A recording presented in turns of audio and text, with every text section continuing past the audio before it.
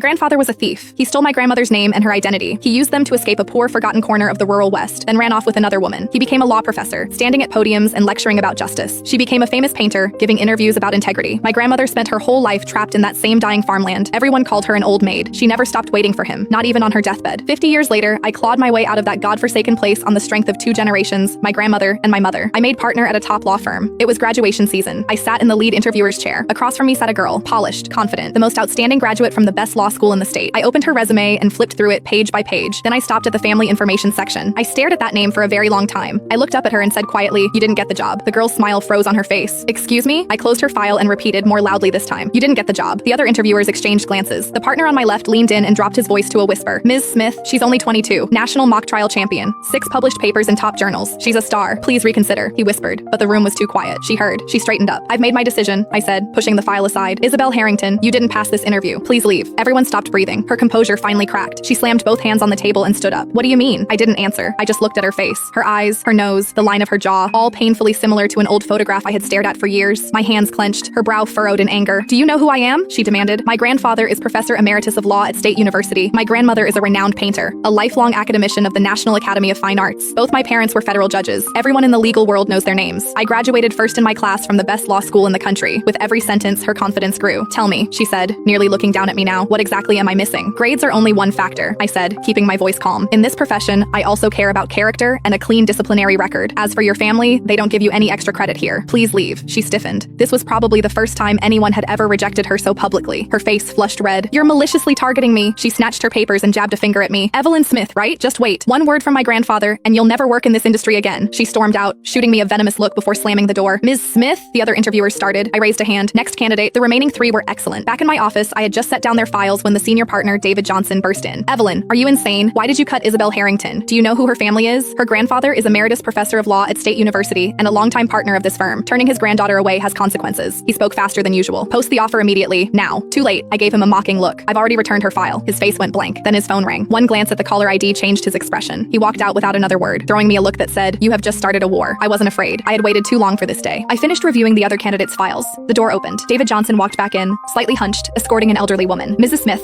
this is Isabel's grandmother, Mrs. Harrington." He shot me a heavy warning glare, then closed the door. I looked up. She wore a navy silk dress. Her silver hair was perfectly combed. Gold-rimmed glasses sat on her nose. She was in her 70s but had barely any wrinkles. Remarkably youthful. "Mrs. Smith." She sat down with the haughty posture of someone who had never known hardship. "My granddaughter wants to intern at your firm. Make it happen." She slid a thick envelope across the desk. I looked at her hands, plump and fair, an emerald ring on her finger. Those hands had never done a day of hard labor. But the real Garcia's hands, my grandmother's hands, were nothing like that. She had spent her life mending horse harnesses and patching overalls